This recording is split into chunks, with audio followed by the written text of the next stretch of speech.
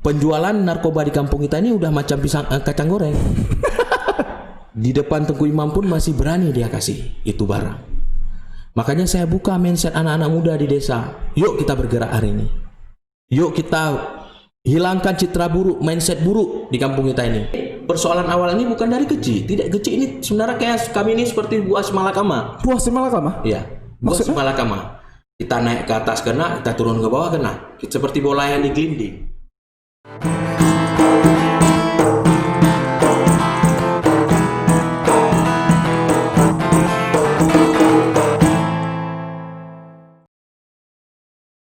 Bung Adi, Siap. Musliadi SPD, Ya. seorang pemuda yang berasal dari Sungai Pauh Pusaka. Betul. Kesibukan apa saat ini? Kesibukan saat ini yang pertama mengabdi untuk desa. Yang kedua menjalankan sedikit bisnis. Yang ketiga menghabiskan hari-hari bersama istri tercinta dan anak tercinta. Kalau dilirik, kalau bicara Musliadi ini punya catatan yang gemilang. Dulu pernah menjadi seorang aktivis, sangat aktif, Bung. Sampai-sampai pulang ke rumah pun nggak lagi. Ya itulah makanya yang kita tahu sih Bung Adi ini kan pernah menjabat sebagai Presma Universitas Samudra tahun 2014. Yang saat itu sudah mengabdikan dirinya untuk kampus ya. Iya. Sampai-sampai nggak pulang. Bisa dikatakan 2012 itu sudah hijrah ya. Tidak lagi pulang ke rumah, hanya paling mencek kondisi orang tua terutama ibu ya, karena saya waktu itu kan cuma yang masih ada ibu. Jadi cek kondisi ibu paling, kalau ada pun pulang. Selebihnya mengabdikan diri di kampus karena filosofinya mau jadi aktivis yang betul-betul itu kan memang harus tinggal di kampus. Jadi melihat suhu, udara, angin ya, supaya menyatu dengan keadaan alam yang ada di kampus. Jadi waktu sudah di kampus ini kan agak ekstrim ya, nggak pulang ke rumah menjadi aktivis. Artinya cuman pulang ke rumah jenguk orang tua. Ini kan agak ekstrim bila dikaitkan menjadi aktivis. Selesai kuliah ini terancam juga nggak waktu itu? Karena kan nggak pulang-pulang udah lalai nggak tuh? Filosofi kita aktivis kan bukan cepat selesai, tapi selesai tepat waktu. Oh begitu. Ya, selesainya tepat waktu. Bagaimana kita belajar dengan kondisi ya, kondisi di kampus. Karena belajar sesungguhnya itu bukan belajar duduk mendengarkan SKS dalam ruangan. Tapi bagaimana kita bercerita tentang ke depan kita menjadi apa ya, apa yang harus kita buat untuk kota kita tercinta ini, sehingga hari ini kita, karena tujuan akhir kita pasti kita akan balik ke tempat kita asal, kita mengabdikan diri untuk masyarakat. Itu tujuannya. Ya, kalau menurut saya, karena apa? Menjadi seorang aktivis itu pilihan. Tapi yang lebih diperlukan lagi bagaimana kita mengabdikan diri untuk masyarakat. Itu yang paling penting. Iya. Dan saat itu juga kalau bicara 2012 bukan meninggalkan rumah, artinya hijrah.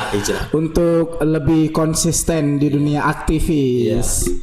Kalau nggak salah sebelumnya Musliadi ini atau dipanggil dengan Bung Adi ini tukang jual mie lontong. Kalau saya memang dari kecil sudah dididik oleh orang tua itu memang membuang rasa malu. Membuang rasa malu kepada hal yang bagus dan positif. Karena saat kecil saya ditinggalkan oleh seorang ayah. Dan ibu saya menjadi tulang punggung. Jadi mau tidak mau itu konsekuensi. Konsekuensi bagaimana kita bertahan hidup dengan keadaan saat itu ya, dimana mungkin ya memang fase-fasenya sulit,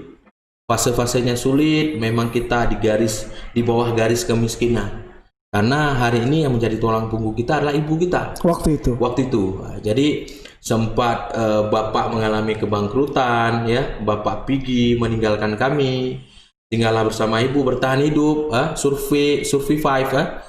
Jadi saat itu kondisi mengharuskan saya itu untuk membantu orang tua saya dari segi apapun, baik membantu di rumah maupun membantu dalam sisi dagang, karena basic orang tua saya adalah pedagang kaki lima. Nah, jadi waktu itu ibu mengkondisikan keadaan kita 3 shift jualan, 3 shift pagi, sore, malam. Jadi pada waktu-waktu tertentu itu ada jadwal masing-masing. Ibu saya di pagi, kakak saya di sore, saya di malam hari. Bagi shift waktu Bagi itu. shift. Dan juga dalam artian kata tiga waktu bagi shift ini bukan hanya di waktu saya malam mengambil bagian.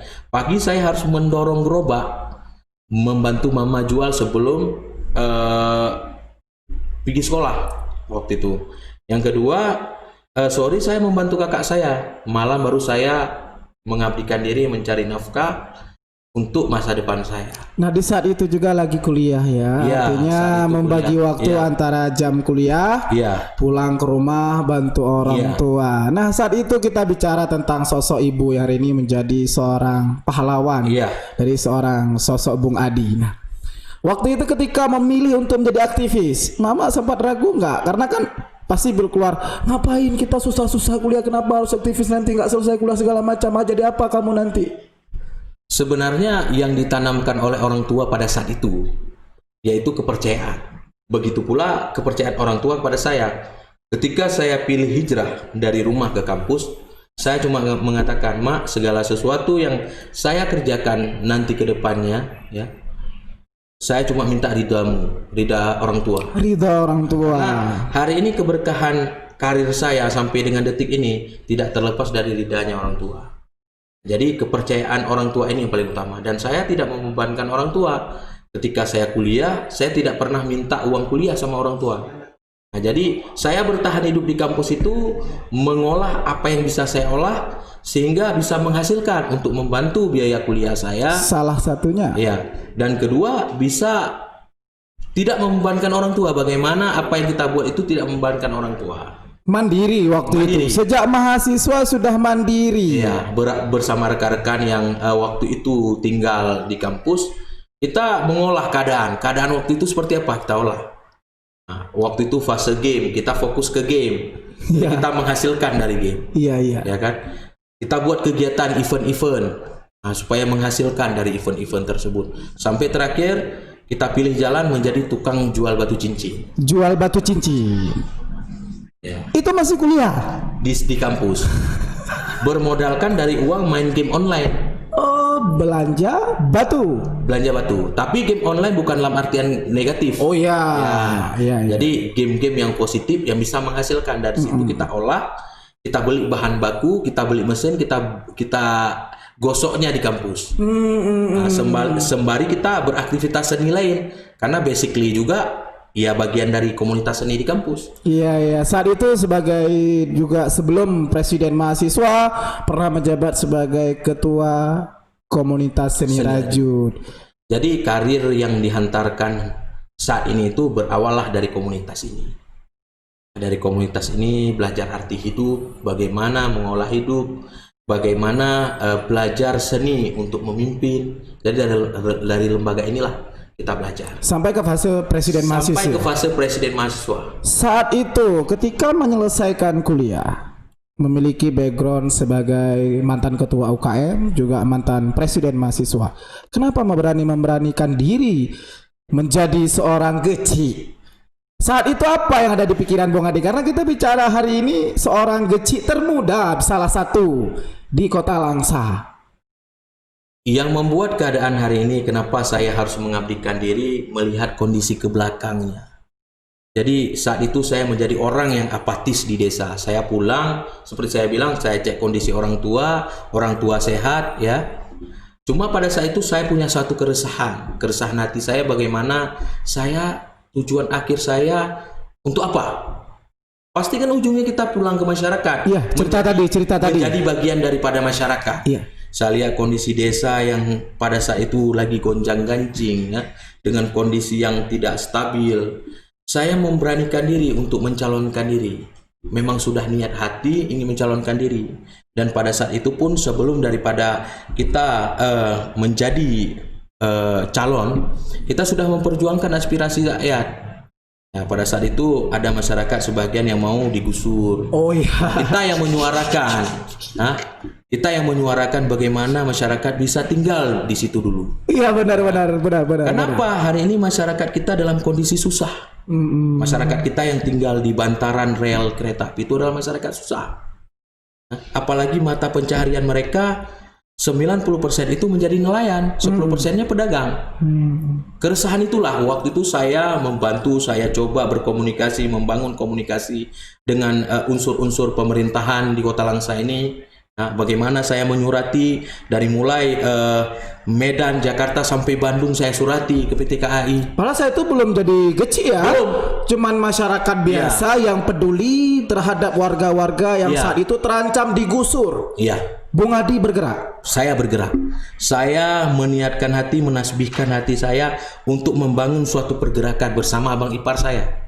Saya bangun pergerakan itu dan alhamdulillah hari ini hasil dinikmati oleh masyarakat. Iya. Masyarakat kita masih tetap bertahan di situ. Nah, supaya apa? Hari ini masyarakat kita belum mampu. Terkecuali masyarakat kita sudah mampu dari segi ekonomi bisa tinggal di tempat yang lain. Nah, dari situlah keresahan hati saya. Ada juga oknum-oknum yang bermain. Makanya saat itu saya lihat, oh ini ada oknum dari unsur pemerintahan desa yang bermain. Makanya saya marah. Makanya saat itu saya marah. Nah, dari situlah mulai pergerakan saya di desa. Pada saat itu saya memberanikan diri mencalonkan desa, merubah wajah desa. Iya. Yang dulu wajah Sungai Po Pusaka itu sangat suram, hari ini kita rubah ke arah yang lebih baik dengan keadaan kampung yang penuh dengan prestasi. Iya. Yang saat itu kita tahu lah, tentu menjadi aktivis lingkar kampus dan lingkar pemerintah kita membeli relasi dan juga memiliki kenalan. Nah, ketika pulang melihat suatu keadaan yang sangat miris saat itu sehingga Bung Adi bergerak dengan background sebagai aktivis, menjumpai berbagai elemen pemerintahan yang berkaitan dengan isu itu dan akhirnya menemukan fakta bahwasanya ada oknum-oknum bermain sehingga muncullah inisiatif Bung Adi untuk berbakti lebih dalam di desa, yaitu maju sebagai calon geci dan menang saat itu ya. Dan menang dan digugat. Saya menang dan saya digugat. Wah. Tapi inilah fakta demokrasi ya. Oh ya. Dan dalam demokrasi itu tidak ada hal yang tidak mungkin. Nah, dan saya pun senang dari situ saya bisa belajar. Saya belajar ya, bahwasanya inilah demokrasi walaupun demokrasi terendah itu ada di desa. Nah, alhamdulillah karena masih rezeki saya diberi oleh Allah, saya bisa duduk di posisi ini Dan menjadi geci terpilih. Ada yang menarik dari Bung Adi menjadi geci Sungai Po Pusaka. Terobosan yang Bung Adi lakukan agak ya anti mainstream lah dengan yang dulu lah. Ini kok lebih melawan arus. Salah satunya memberikan citra yang positif untuk masyarakat Sungai Po Pusaka dengan menghadiahkan berbagai bentuk prestasi, membedah banyak hal-hal yang kurang dulunya. Salah satunya ada satu program yang cukup menantang dari seorang Adi. Salah satunya adalah menghancurkan pergerakan narkoba yang selama ya bertahun-tahun lah di Sungai Po Pusaka sangat enak lah beredarnya. Bung Adi cukup berani. Why? Hari ini negeri ini butuh revolusioner. Butuh orang-orang yang mau bergerak. Butuh orang-orang yang tidak hanya teori tapi praktik di lapangan. Ya, saya nggak mesti dipanggil kepala desa, panggil bro aja pun boleh. Ya, yang intinya hari ini yang ingin saya rubah adalah wajah desa. Yang ingin saya perlihatkan dan saya pertontonkan hari ini bagaimana dana desa diberikan untuk desa, tapi mampu memberikan solusi untuk desa tersebut. Hari ini Gampung Sungai Po Pusaka memang menjadi garis merah atau zona merahnya peredaran narkoba, terutama di Kota Langsa. Ya, saya lihat pun penjualan narkoba di kampung kita ini udah macam kacang goreng. Di depan Tengku Imam pun masih berani dia kasih itu barang. Makanya saya buka mindset anak-anak muda di desa. Yuk kita bergerak hari ini. Yuk kita hilangkan citra buruk, mindset buruk di kampung kita ini. Jangan sampai anak cucu kita ke depan merasakan dampak ini. Ini perbuatan yang zolim. Ini perbuatan yang melanggar agama. Tapi masih terus kita mau menonton ini atau kita pertontonkan ini? Hari ini alhamdulillah anak-anak di Bali sudah mau bergerak. ya. Perangkat desa sudah mau bergerak. Walaupun itu tidak akan habis. Kenapa? Itu kerjaannya sudah purba. Dari masa pimpinan-pimpinan dahulu tidak pernah mau open ke arah itu. Saya hari ini bergerak ini bukan untuk saya, tapi bergerak ini untuk generasi yang akan datang, untuk generasi yang ke depan. Jangan sampai mereka rusak. Karena efek dari narkoba ini dia pasti akan meresahkan warga yang lain. Marah ketika nggak ada kena narkoba, marah pada mamanya, mencuri barang orang. Karena efek pengen hisap narkoba, dia beli itu barang. Nggak ada penghasilan, dia curi itu barang. Ya, saya 2018 menjabat itu cukup capek dengan hal-hal seperti itu. Masalah pencurian, masalah gadai menggadaikannya bermulanya dari narkoba. Oh, ketika ditelusuri memang puncak masalah memang di narkoba Memang ya. di narkoba ini. Jadi ada warga yang mengadu, ada curi di rumah dia, dicuri sesuatu segala macam. Setelah ditelusuri memang masalah di narkoba. Iya, masalahnya awalnya bermula dari situ. Dan Mereka akhirnya adalah orang-orang yang terlibat dalam bagian dari narkoba. Apakah itu penghisap, apa itukah bandar? makanya hari ini Kita buat pergerakan, kita buat dobrakan supaya ini sedikit-sedikit. Memang tidak bisa kita langsung merubahnya, tidak bisa. Sedikit demi sedikit. sehingga Desa Sungai Popusaka dengan program Bung Adi bergerak melawan narkoba mencuri perhatian BNN Kota Langsa. Dan hari ini ada 2 desa atau 3 desa yang menjadi hari ini corongnya daripada BNN ataupun desa binaan daripada BNN. Iya. Ya termasuk Sungai Popusaka. Dengan lahirnya Satgas Anti Anti narkoba di desa. Jadi hari ini saya bekerja, nggak mau saya bekerja sendiri. Saya ingin bekerja dengan masyarakat, dengan perangkat desa. Ya. Ketika masyarakat sudah mulai peka dengan kondisi ini, pasti mereka sudah bergerak.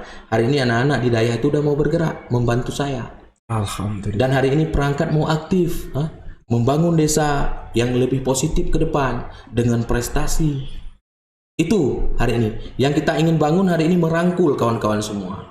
Saya tidak pernah alergi dikritik. Kritik silahkan, kritik itu karena wajib untuk membangun. Iya. Tapi jangan kritik yang menjatuhkan. Iya. Kritiklah kritik yang membangun. Berikanlah saran yang baik-baik, yang positif. Demi kemajuan kampung. Demi kemajuan kampung. Ya, betul. Dan hari ini alhamdulillah dengan pergerakan Satgas Narkoba dan didukung penuh oleh BNN Kota Langsa, pelan tapi pasti pergerakan peredaran narkoba di Sungai Popusaka mulai terkikis dan sudah mulai bergeser. Alhamdulillah. Maksudnya bergeser, misalnya radius dari kantor desa itu sekitar 100-200 meter, hari ini sudah radius kilometer. Dan tapi hari ini pun itu butuh juga perhatian kita supaya apa? Ya kita nggak bisa memutuskan mata rantai ini. Setidaknya hari ini membuat adik-adik kita, generasi-generasi kita tidak masuk ke zona itu. Itu aja. Lalu kita bicara tentang apa yang sudah program melawan narkoba di Sungai Popusaka. Tentu Bung Adi juga punya program lain ya yang sangat membawa nama Desa Sungai Popusaka itu di garis teratas lah dalam sebuah desa yang produktif. Salah satunya lahirnya program Kerupuk Kedondong. Ya, Kerupuk Kedondong ya? Iya. Itu kenapa terpikir Kerupuk Kedondong? Jadi hari ini Sungai Popusaka itu tempat penghasilan seafood dondong. Seafood dondong. Seafood dondong ini awalnya bahan dasar untuk umpan ikan mujair. Iya. Masyarakat mengambil inisiatif supaya ada penghasilan lebih. Dia jual lah sate-sate di seputaran Jalan Kuala Langsa. Iya. Tapi hari ini kita melihat ini bisa menjadi potensi sebenarnya kalau masyarakat mau bergerak.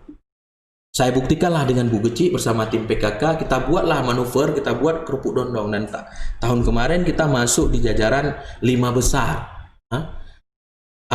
produk inovatif. Nah, masuk 5 besar dari produk inovatif. Jadi itu pun terjadi halnya itu dari inisiatif dan inspiratif. Ya, jadi kita malam apa ini mau kita buat untuk desa kita. Kita lihat ada potensi seafood dondong di desa. Nah, kita kembangkan ini. Dan next time untuk tahun depan ini kita juga akan mencuri momen lain, kita ciptakan produk lain. Dan ini sudah ada. Tinggal kita coming soon kan. Iya, coming soon. Kapan ini akan? Jadi selain kerupuk juga saya melihat di Sungai Popusaka anak-anak mudanya juga digiring untuk lebih kreatif dengan menciptakan pelatihan. Salah satunya itu adalah mensablon baju. Iya. Jadi hari ini sebenarnya pemerintah sudah memberikan uang untuk desa. Bagaimana hari ini desa bisa produktif lah. bisa menciptakan program-program yang berpihak kepada masyarakat. Ya, makanya kalau hari ini yang sudah mainstream itu kita lakukan, coba kita di luar mainstream. Iya, di luar mainstream. Di luar mainstream. Jadi kalau fisik hari ini kita bisa cari di luar, bisa kita lobby di luar. Tapi hari ini bagaimana membangun manusianya, membangun SDM manusianya dan SDA manusianya. Itu yang paling utama. Iya. Karena tujuan akhir dana desa ini sebenarnya. Makanya tahun 2019 kita cetuskan program pertama, kita ada sablon baju. Ya, hari ini kita produksi dan menjadi ikon. Mereka melihat, oh inilah produksi Sungai Popusaka. Ya, ketika ada acara bazar-bazar di kecamatan, ketika ada kedatangan tamu di luar, tetap kita menjadi barometer, tetap kita yang ditelepon oleh atasan kita untuk kita pajang produk kita buat apa yang bisa kita berikan untuk tamu kita. Nah, ini kan menjadi suatu nilai plus, dan ke depan ini tujuan saya supaya kita bisa produksi di sini. Yang kedua, juga tahun kemarin kita juga buat desain grafis. Lah, kita ajarkan anak-anak muda kita yang hobinya ke desain, kita arahkan. Iya.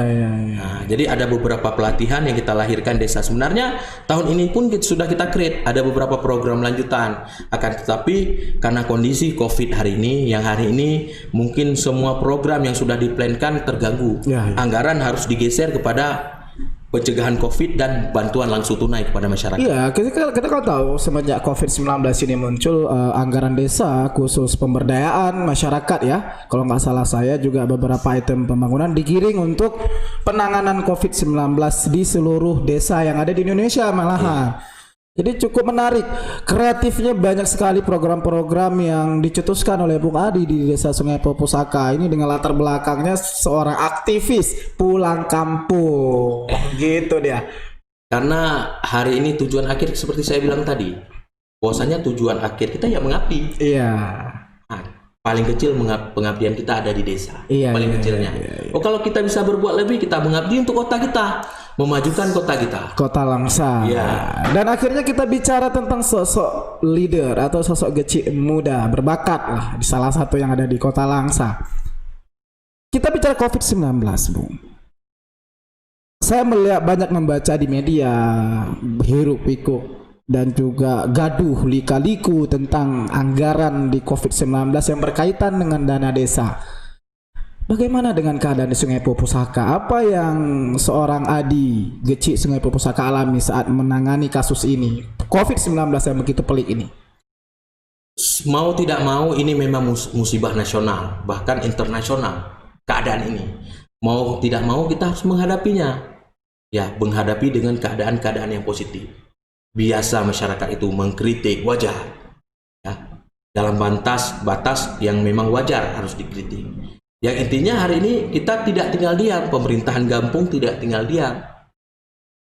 Bagaimana menangani proses COVID ini bisa tertangani dan bagaimana bisa membantu masyarakat seperti dengan arahan menteri-menteri hari ini, pengarahan daripada Pak Presiden harus kita jalankan. Cuma hari ini ya mungkin ada sedikit miskomunikasi di lapangan, mungkin banyak masyarakat yang membaca media, kadang baca medianya ya setengah-setengah. Ada juga yang memang menelan mentah-mentah berita. Padahal misalnya kondisi uang belum masuk ke desa. Ya, bagaimana kita bisa membagikan BLT sedangkan anggaran belum masuk? Walaupun dipublis di media bahwasanya Presiden sudah menginstruksikan untuk dibagi BLT, kan itu semua butuh proses. Ya, salah satu yang sangat menarik itu adalah bantuan langsung tunai dana desa. Ya, BLT desa, BLT DD. Jadi hari ini bantuan langsung tunai ini memang sudah ditegaskan oleh Presiden, Menteri Keuangan, Menteri Desa yang memang harus kita bagi.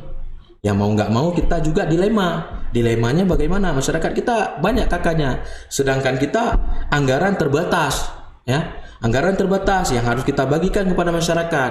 Ya mau nggak mau kita harus betul-betul menverifikasi mana yang layak. Tapi masyarakat kita kadang pun orang kaya pun ada juga yang minta. Padahal sudah jelas di poin pertama itu yang harus dibantu itu pertama miskin. Yang kedua berdampak COVID. Ya.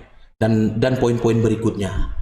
Ada kesulitan di sana. Saya melihat juga dari beberapa teman-teman yang bercerita kesulitannya para gecik dalam memverifikasi atau memfinalkan penerima BLTDD, salah satunya banyak masyarakat tidak paham tentang bagaimana bentuk bantuan yang sudah muncul di saat COVID. Salah satunya kan ada yang ribut nih. Oh, dia dapat ini, dia dapat itu. Kami kok nggak dapat. Apa tuh BNPT? Kemudian ada apalah benar itu bansos dan juga segala macamnya. Adakah itu terjadi juga di Sungai Popusaka?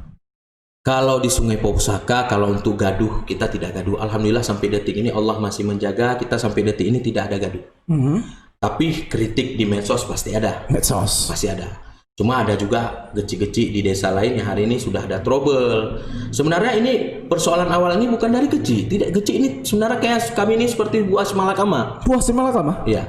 Buah semalakama. Kita naik ke atas kena, kita turun ke bawah kena. Seperti bola yang digelinding. Ya. Hari ini bermula data ini tidak sinkron ketika bantuan BST tunai yang dikucurkan melalui pos. Data yang kita verifikasi, yang kita kirim ke dinas sosial itu udah betul. Tapi pada saat turun bantuan dari pusat itu datanya berubah menjadi data entah tahun berapa, kita pun nggak tahu itu tahun berapa. Ada yang sudah meninggal, ada yang sudah pindah, ada yang sudah pisah kakak. Tapi hari ini masih keluar itu data. Sehingga hari ini menjadi bumerang. Kenapa sih Pak Geci tidak membagi sesuai? Nah, kan itu kan anggapan masyarakat awam, ya kan? Masyarakat kita awam, mereka tidak paham. Padahal data ini kita sudah bekerja, kita buat rapat, kita tetapkan melalui rapat bersama Tuapet, bersama Babinsa, Babin Kamtipmas, Imam Desa. Tapi hari ini pada saat kenyataan yang turun bantuan itu namanya berubah. Itu BST. Itu di BST. Itulah awal mulanya di desa ini menjadi konflik. Masyarakat mulai saling menuding di situ. Saling menuding, aku yang layak, dia nggak layak. Tapi itu bukan data dari kita. Kami pun terkejut tiba-tiba ditelepon sore suruh merapat ke pos untuk tanda tangan. Nah, kita tidak tahu dari pusat itu data kapan yang dikeluarkan itu. Nah, itu bermula awalnya. Turun lagi bantuan berikutnya PPMT, ya. Begitu juga ada masalah di situ. Ada yang double bantuan, ada yang orangnya sudah pindah, ada yang orangnya sudah meninggal. Sehingga hari ini menjadi gaduh. Nah, terakhirlah finalnya di dana desa. Masyarakat kan tidak tahu bahwasanya di sini ada aturannya seperti ini, di bantuan ini ada aturannya seperti ini, di dana desa juga ada aturannya seperti ini. Jadi setiap bantuan itu kan pasti beda-beda aturannya. Ya sih, kadang-kadang orang suka walaupun baca. Secara spesifik tetap yang dilihat itu adalah miskin, fakir dan miskin. Tapi ada kriteria yang membedakan pada poin-poin ini. Dan masyarakat harus tahu. Ya, masyarakat harus tahu hari ini, dan masyarakat juga jangan mau diadu domba. Hari ini Geci sudah bekerja optimal, Geci sudah bekerja sesuai dengan hati nurani, bahkan siang malam tidak tidur dalam rangka untuk memverifikasi data, melihat data, mengseleksi data, menetapkan data. Jadi hari ini sudah bekerja pun Geci seoptimal mungkin masih saja ada yang menuding. Dan hari ini sudah menjurus ke arah yang lebih kronis saya lihat.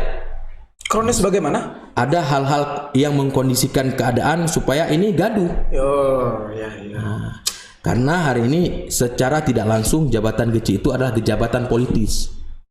Ya, Geci itu dipilih. Ya, makanya ini jabatan politis dan mudah sekali dipolitisi. Iya. Nah, harapan saya, marilah menjadi masyarakat yang cerdas. Jangan mau dipropaganda. Orang yang mengambil kepentingan, ya, masyarakat yang maju ke depan, ada oknum-oknum di belakang yang menunggangi. Yang hari ini, yang sayangnya Pak Geci. Ya, betul sekali. Nah, jadi saya ingatkan kepada seluruh masyarakat, marilah sama-sama kita membangun desa, marilah sama-sama kita memajukan desa. Karena tujuan mulia Geci itu ketika dia maju menjadi calon Geci ada tujuannya sudah mulia. Apalagi ketika menjabat, bagaimana membangun masyarakat yang mantap, kampung yang indah, kampung yang keren, ya.